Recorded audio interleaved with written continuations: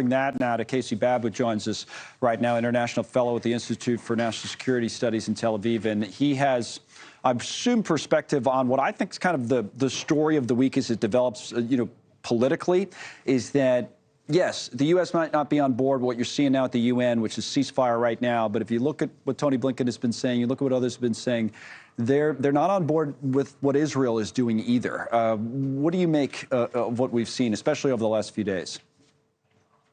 Right. Well, first off, thanks very much for having me. Great question. Israel is certainly doing everything it can to limit civilian casualties. That goes without saying. There's no question about that. If it didn't care about civilian casualties, if it did not care about innocent life, Hamas probably would have been out of business by end of day on October 8th. So certainly that is a priority for Israel and the Israeli Defense Forces. And, somehow this gets lost on people, the fact that Israel is at war. And unfortunately, and it's horrible, but civilian casualties are a product of war. And in fact, non-combatants make up and account for 90% of all casualties in modern warfare that happens in sort of close quarter urban fighting. Mm-hmm. And so this is not unique to the situation in Israel. I think the U.S. acknowledges that, the U.S. government, I'm saying now.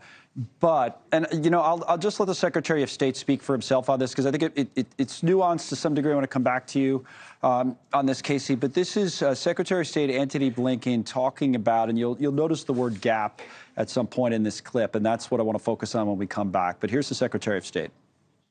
As we stand here almost a week into this campaign in the South after the end of the humanitarian pause, it is imperative, it remains imperative, that Israel put a premium on civilian protection. And there does remain a gap between exactly what I said when I was there, the intent to protect civilians, and the actual results that we're seeing on the ground. So the gap, Casey, is it's kind of the point that you're making. That no one's necessarily, not no one, but the U.S. doesn't seem to be questioning intent, but they are questioning results. What do you say?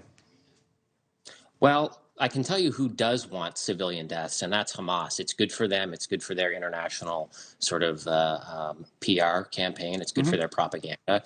And so, your colleague just spoke about tunnels and fighting taking place in schools. And in fact, that tunnel that he mentioned runs underground to a mosque. So Hamas is to blame for these civilian casualties. And frankly, I think it's a little rich for Secretary Blinken to be talking about civilian casualties when 50,000 civilians were killed in Afghanistan and 200,000 were killed in the war in Iraq. So, they're doing everything they can, but this needs to fall on the shoulders of Hamas. And Secretary Blinken might want to sit down with the leaders of Hamas who don't live in Gaza, of course.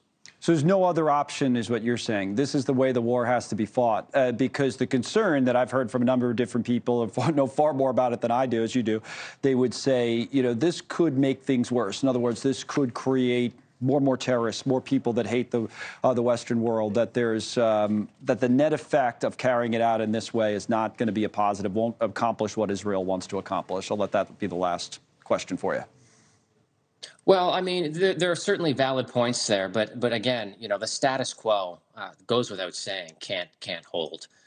Israel can never again allow thousands of foaming at the mouth terrorists to amass on its border. Right. If you look at the amount of people that were killed in Israel, it's on a proportionate population scale, it's akin to 30 to 40,000 Americans, and that just won't hold. So Israel is doing everything it can, and this is unfortunately the nature of war.